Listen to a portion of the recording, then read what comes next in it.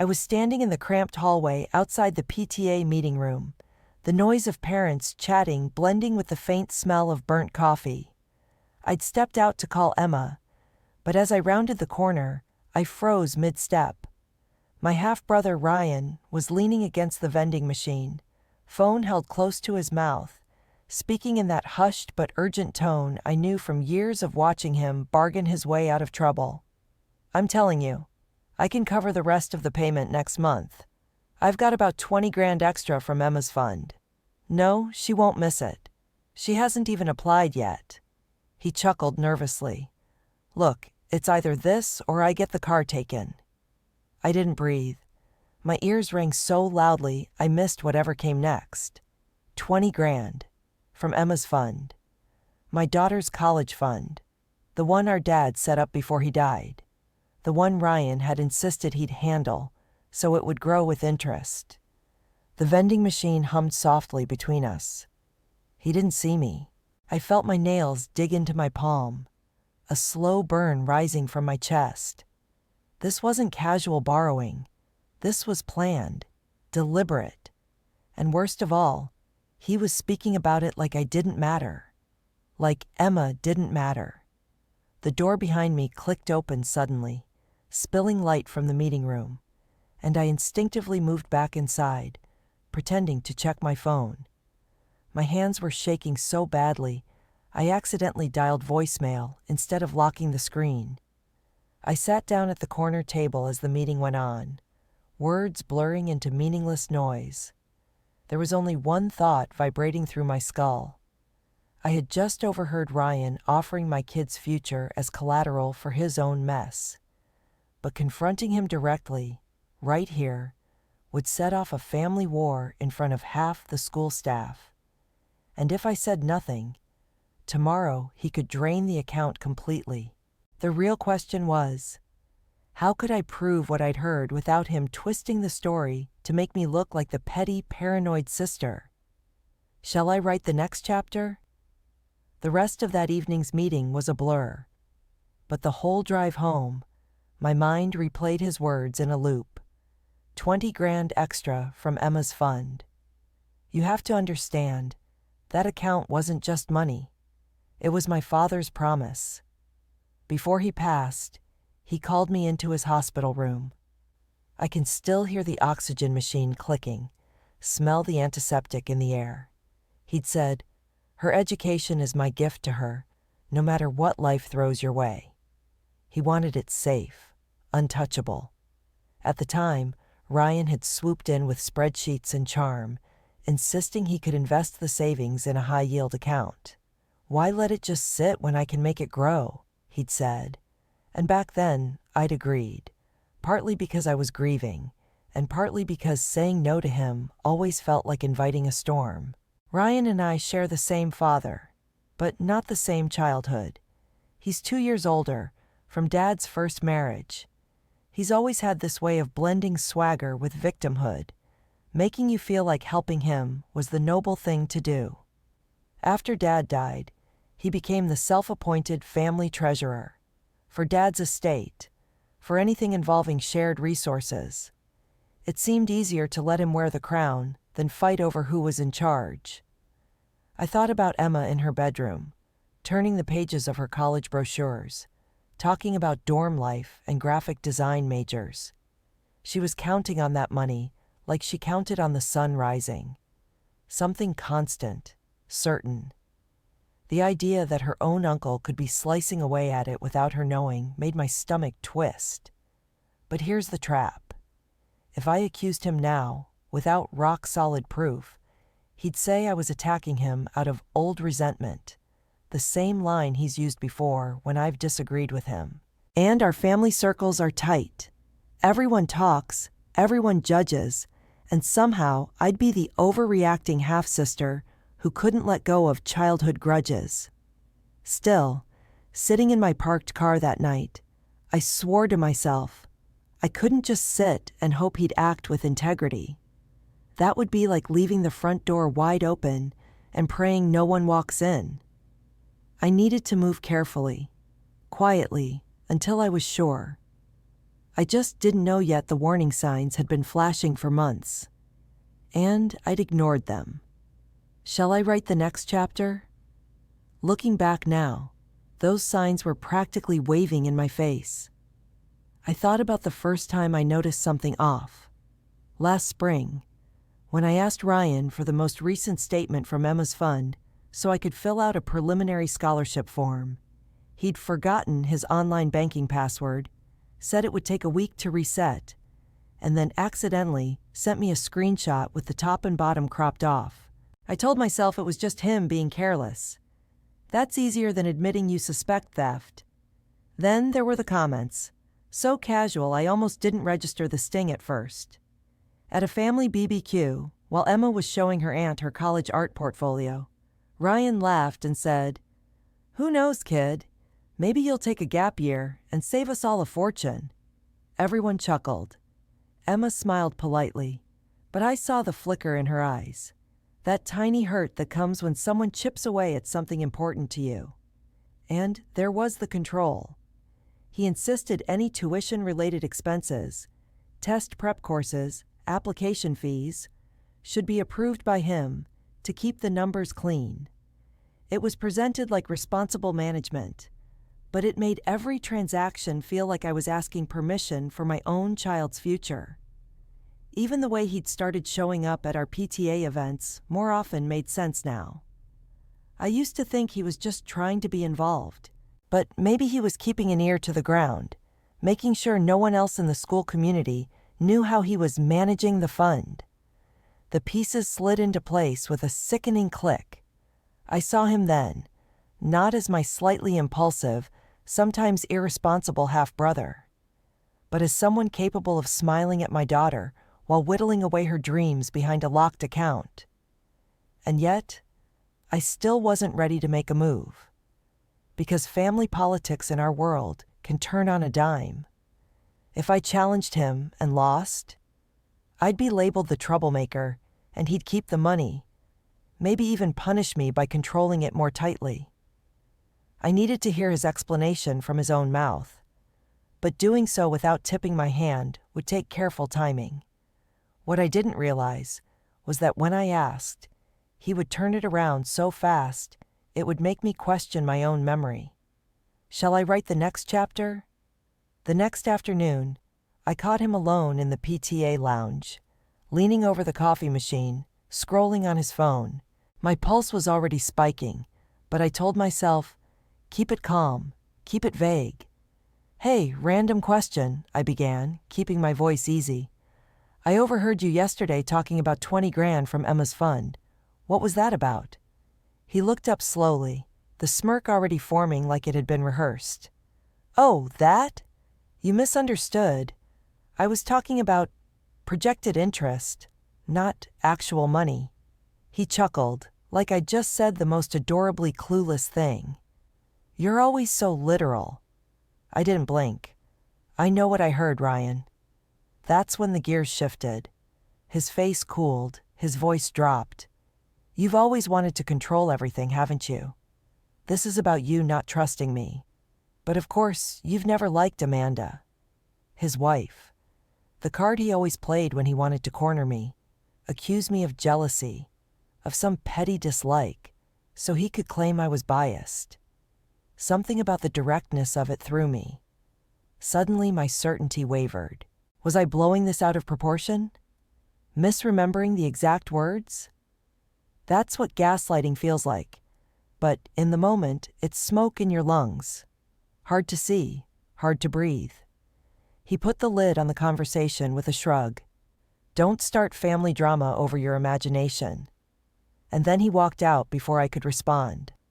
I stood there gripping my coffee cup so hard my knuckles went white. My face burned. Part rage, part humiliation. He'd made it sound so simple, so harmless, as though I'd invented the whole thing. That evening, as I was leaving the school parking lot, a voice called out from behind me. It was Kelly, another PTA mom I'd known for years. "Hey, weird question. Was your brother talking about Emma's fund yesterday? Because I thought I heard him say something about using it." Her words sliced through the mental fog he'd tried to wrap me in. If Kelly had heard it too, I wasn't crazy. This wasn't my imagination. It was real, and that meant time was no longer on my side. Shall I write the next chapter?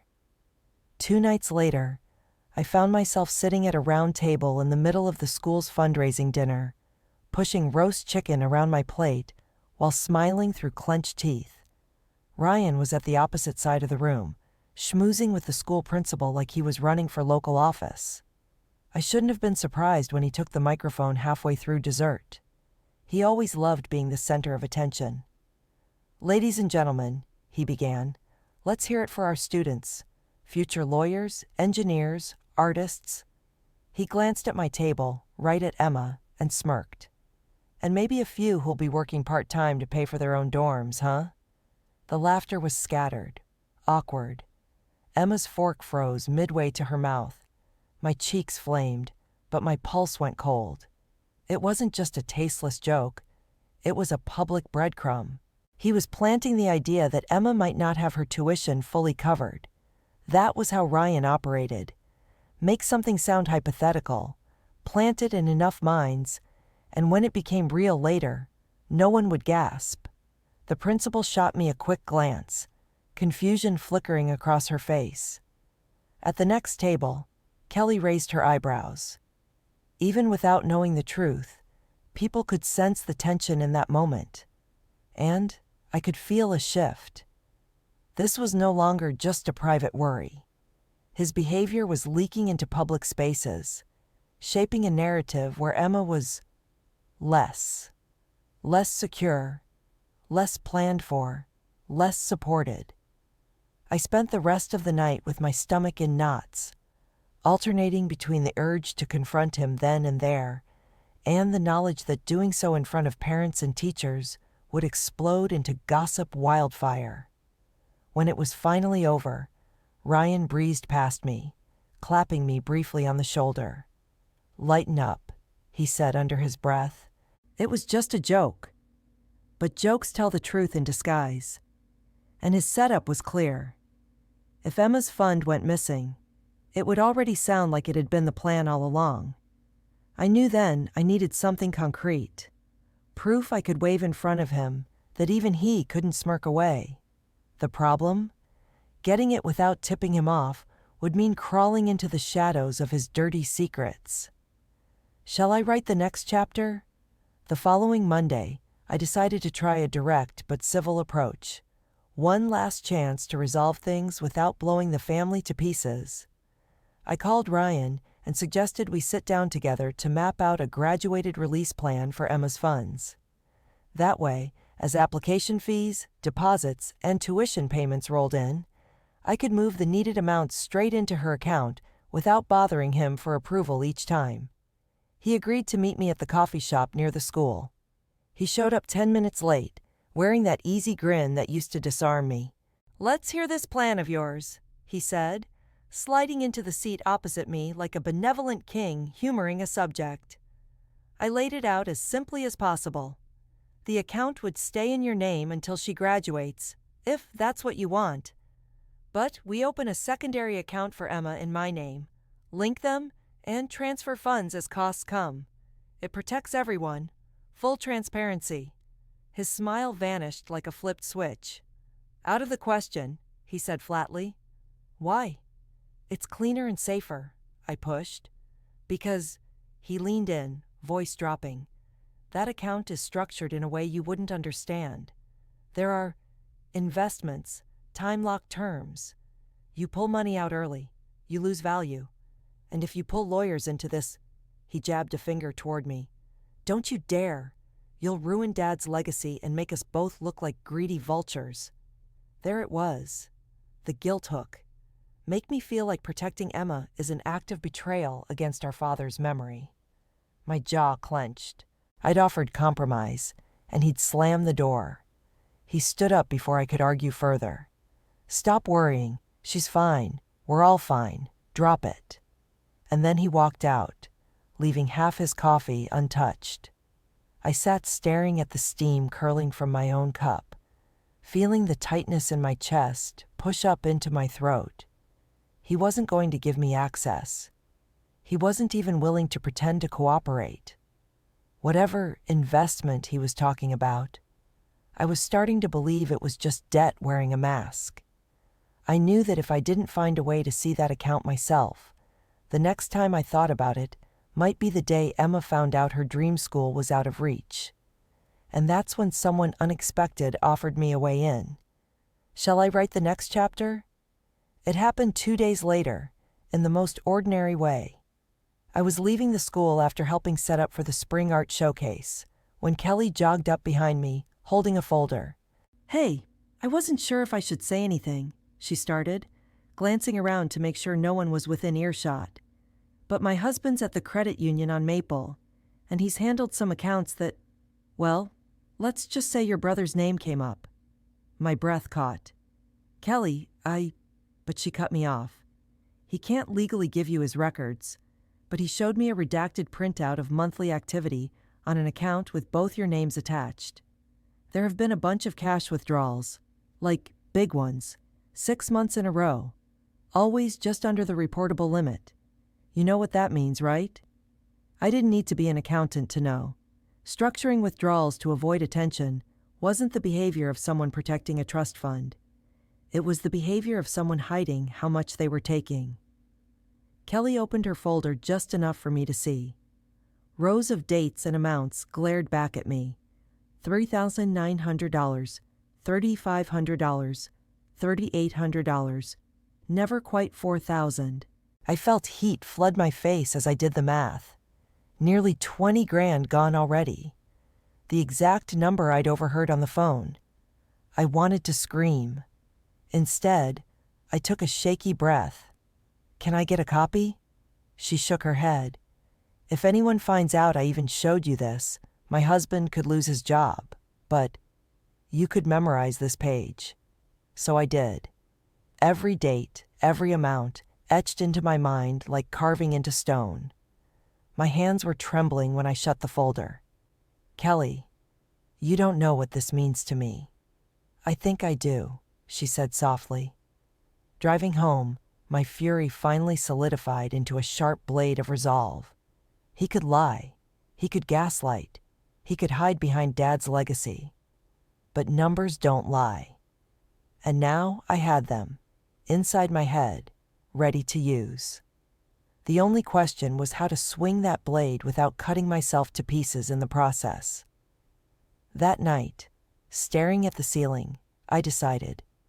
The place to do it was the one room he couldn't storm out of without an audience. Shall I write the next chapter? After lying awake half the night, the plan crystallized. The next PTA budget meeting was in 3 days. Ryan was obligated to attend because he'd volunteered, inserted himself, really, onto the finance subcommittee. Those meetings were small enough that every voice was heard, but formal enough that walking out without explanation would raise eyebrows. If I brought it up there, he couldn't dismiss me with one of his smirks and a wave of his hand. He'd have to answer, and there would be witnesses. The morning of the meeting, I nearly lost my nerve. My heart pounded through breakfast, my hands slick with sweat as I packed Emma's lunch.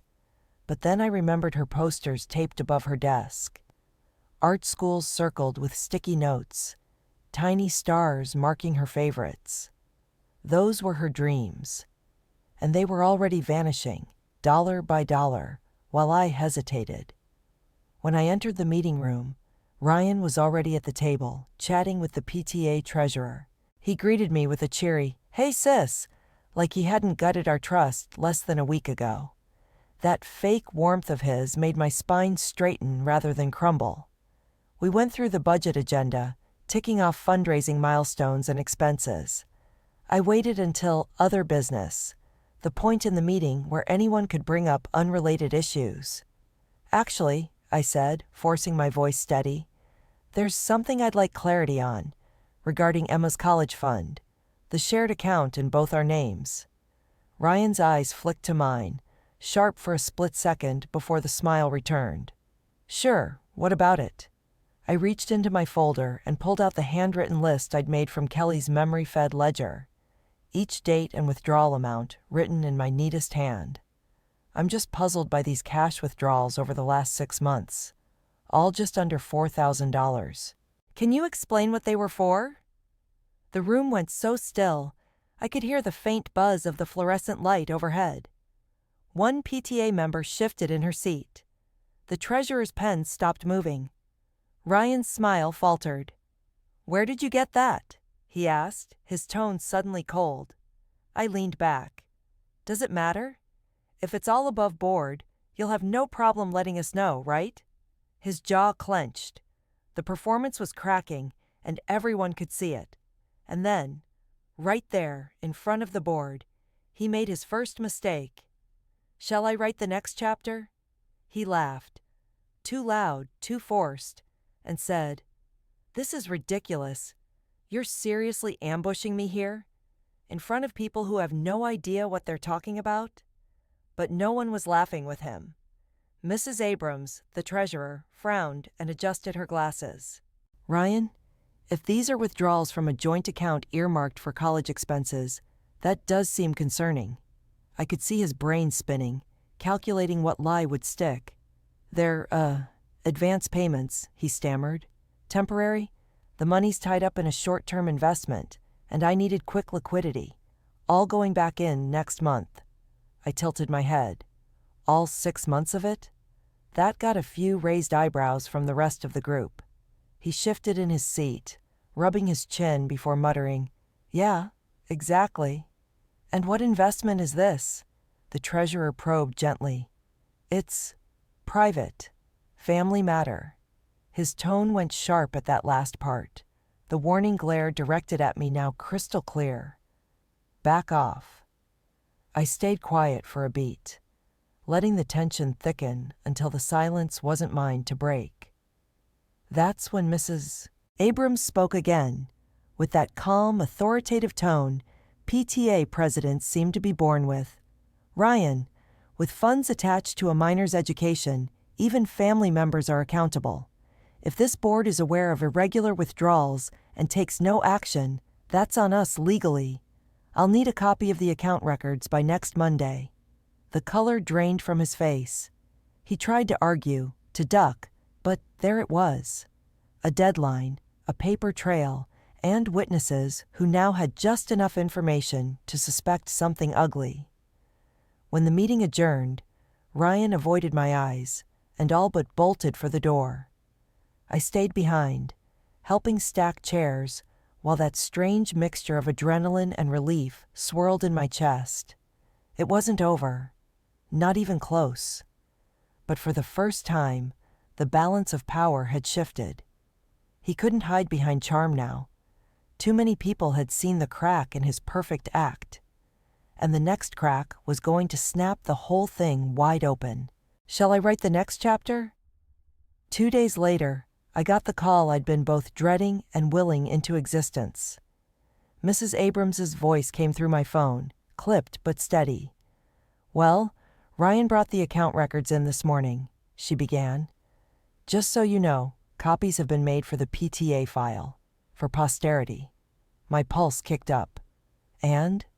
There's no investment, no holding account, just withdrawals, transfers to a personal checking account in his name, and cash withdrawals from ATMs, sometimes on the same day. It's exactly the amounts you read to us at the meeting. There's $712 left in the fund." For a second, I couldn't breathe. 700 from tens of thousands. "I suggest you move the remainder out immediately," she continued gently. "We can make sure the bank understands your legal rights as a co-holder." I thanked her, my voice gravel in my throat, and hung up. The betrayal was so sharp it felt almost physical. This wasn't mismanagement or a harmless borrowing gone wrong. He had emptied my daughter's college fund to bail himself out of whatever mess he'd landed in, and lied to my face every step of the way. That night, my phone lit up with a text from Ryan. "Ryan, nice move, blindsiding me at the PTA. You think you won? You just made yourself look like a greedy paranoid in front of everyone. Congrats. Me. There's $712 left. You stole the rest. 3 dots appeared, paused, disappeared. He didn't answer. The next morning, the balance was gone. Withdrawn at 8:03 a.m. A part of me had expected it, that he'd snatch the last scraps out of spite. What I hadn't expected was what happened next. A call from the PTA president, who'd heard about the withdrawal from the credit union. She quietly informed me there was talk of removing him from all school finance activities and possibly filing a report. The tide was turning faster than I'd planned, and now I needed to decide whether to let the PTA's pressure handle it or step in and make sure Emma's voice and mine were heard loud and clear. Shall I write the next chapter? By the time I walked into the next PTA session, the air was thick with quiet curiosity. Conversations hushed when I passed. People knew. Not the exact numbers, not the dirty details, but enough to sense that something irreversible had happened. Ryan was already there, slouched in his seat, his arms crossed so tightly it looked painful. He didn't look up when I sat down. Mrs. Abrams began briskly. Before we review the fundraising schedule, we need to address a breach of fiduciary trust involving PTA-affiliated family financial commitments. She didn't say his name. She didn't have to. Everyone's eyes settled on Ryan. I felt my voice rise in my own ears before I decided to speak. This is about my daughter's college fund. Account managed by Ryan Stanton, my half-brother. I let the title hang there, like smoke. It is empty. The withdrawals are documented. He's admitted no wrongdoing, given no receipts, and made no repayments. Ryan shot up in his chair. You can't just... Yes, I can. My voice was steady, sharper than I expected. You use that money to pay your own debts. Every tuition payment my daughter needs now will have to come from somewhere else. And you tried to convince me I was imagining it. The room went utterly still, except for the faint hum of the HVAC overhead. I'm done protecting him because we share a father, I continued, my throat tight but clear. Family is supposed to safeguard each other's futures, not cannibalize them. Ryan's face was crimson now. Oh, save the performance, he snarled. But no one was laughing. No one was jumping in to defend him. That, more than anything I could say, was the true turning point. His audience was gone. Mrs. Abrams spoke again, decisive. Board consensus is that Ryan Stanton is no longer permitted to handle or be involved with any financial matters for this organization, effective immediately. Additionally, we recommend formal documentation of this loss for legal purposes. Ryan pushed back his chair, muttered something under his breath, and left. The door shut hard behind him. I sat there, my heart pounding in my ears, the adrenaline making my hands tremble. But under that, there was something new. Not relief, not yet, but the first trace of safety. The sense that Emma's future was finally back in my hands, where it belonged. Shall I write the next chapter?